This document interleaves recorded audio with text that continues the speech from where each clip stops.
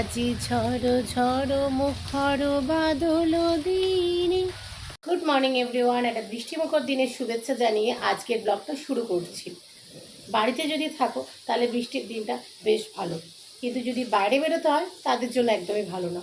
আর তবে যা গরম পড়েছিল সেক্ষেত্রে একটু বৃষ্টি দরকার ছিল। একটু ঠান্ডা হয়েছে অবশ্যই, আর যেমন বৃষ্টি দরকার তেমন ঠান্ডা দরকার। প্রকৃতির নিয়মে সব কিছুই ঘুরিয়ে ফিরিয়ে দরকার। তাই এত কিছু না ভেবে বৃষ্টির দিনটাকে এনজয় করা উচিত। এখন বাজে ঘড়িতে 9:30, আর মা এই যে লেগে পড়েছে দুঘরে বিছানা তুলতে। এই কাজটা আমার মা কাউকে দেবে না, এটা নিজেই করতে হবে। প্রতিদিন দুটো বিছানার চাদর এভাবে তুলবে, এভাবে ঝাড়বে, করবে। আমরা করলে পোষাবে না। আর আমি এদিকে এবার চলে রান্নাঘরে ময়দা মাখতে। পুরো ময়দা না, একটু আটা আছে এর মধ্যে মেশানো। দেখিয়ে নিই আটা ময়দা, তারপর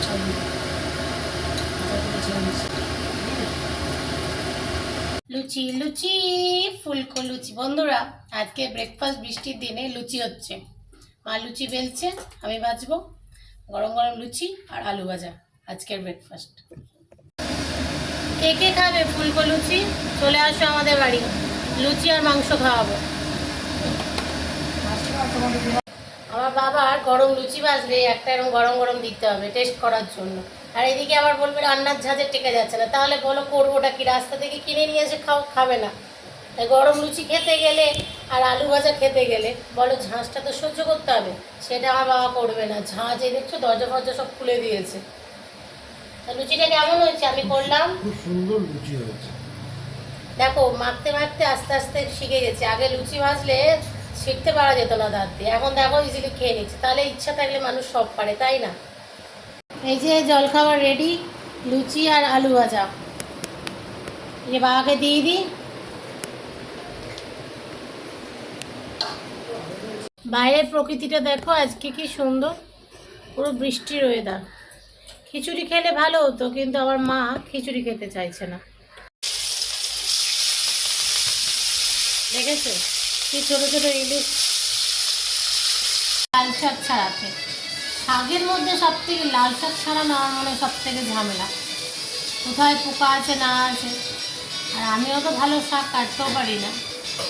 বেছে কুচি কুচি করে কেটে এখন। আজ একটা অবাক করা ঘটনা শুনবে। এই দেখো দেখা, হাঁড়িতে জল দেওয়া, জল ফুটছে, আমরা ভাবছি ভাত হচ্ছে। আমার মা খুলে দেখছে চাল নেই। কেন হয়েছে বলতো? যখন চাল ভেজাতে এসেছিলাম তখন এখানে একটা এত বড় একটা আরশোলা পড়েছিল, তা সেটা দেখে পালিয়েছি বাবাকে ডেকে দিয়ে।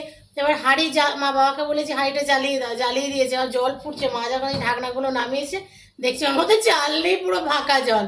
কারণ এখন মনে পড়ছে এই আরশোলাটা হচ্ছে সব থেকে দায়। এই এখন আবার চাল ধুয়ে আবার ভাত বসানো হবে। বলো খেতে বসে দেখা যেত ভাত নেই আজকে। হয়ে গেল শাক কাটা। খুব একটা ভালো কাটতে পারি না, তাও চেষ্টা করি। আমার মা এমন রান্না করবে এটা একদম পুরো মিহি হয়ে যাবে।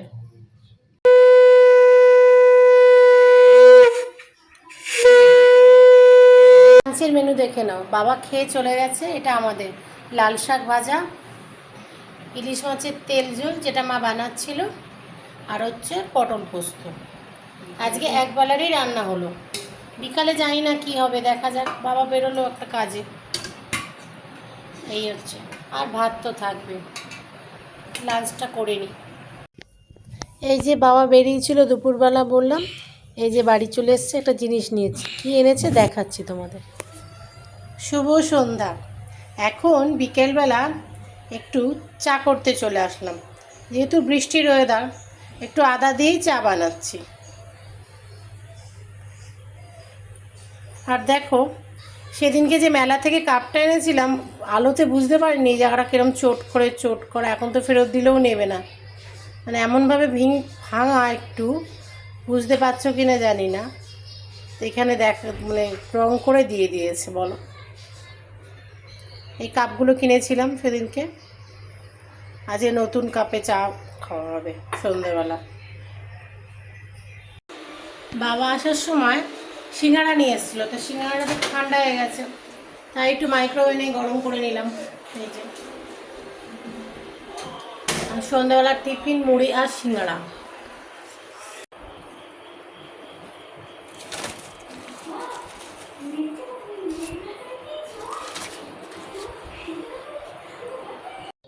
প্রতিদিনই আমাদের দুবেলা করে মানে সকালে মা রান্না করে রাখে, যদি টুকটাক লাগে আমি করি। তা আজকে কি কখন একবেলাই রান্না হয়েছে, এবার সকাল থেকে ভাবছি কি খাবো এরকম ভাবছি, কিন্তু কথায় আছে না, যার নেই ধনজন তার আছে নারায়ণ, তবে নারায়ণ বলবো না, মা কালী বলবো। যাই হোক, হঠাৎ করে একটা ফোন আসলো, আর অনেক দিন ধরে ইচ্ছা ছিল এটা খাওয়ার, বোধহয় মা কালী শুনেছে তাই পাঠিয়ে দিয়েছে। যাই হোক, একটা দাদার দৌলতে এটা প্রতিবারই জোটে আমাদের।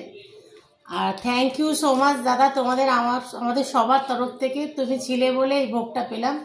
এবার এটা দেখাই, এটা হচ্ছে কালীঘাটের ভোগ। এটা সচরাচর পাওয়া যায় না, যতবারই ইচ্ছা হয় দাদাকে বাবা জানায়, সেই দাদা পাঠিয়ে দেয়। তা আজকেও দাদা ফোন করে বাবাকে ডাকলো, তা বাবা সেই দুপুরে বেরিয়েছিল এই কালীঘাটের ভোগটা আনতে। এই যে দেখে না, আজকে আমাদের রাতের ডিনার এটাই। এতে আছে আজকে বোধহয় শনিবার বলে মটন, আর একটা মাছ ভাজা দেখতে পাচ্ছি, ডাল দেখতে পাচ্ছি, শুক্তো, আলু পটলের তরকারি, পায়েস আর পোলাও। এই দিয়ে আজকে আমাদের ডিনার হয়ে যায়। মায়ের ভোগ বলে না, একটু একটু খেলেই হয়ে যায়। তাহলে আজকের ডিনারটা এটাই সেরে নিই। আজকের ব্লগটা এইটুকুই। ভালো লাগলে লাইক, শেয়ার আর সাবস্ক্রাইব করো। টাটা আর গুড নাইট।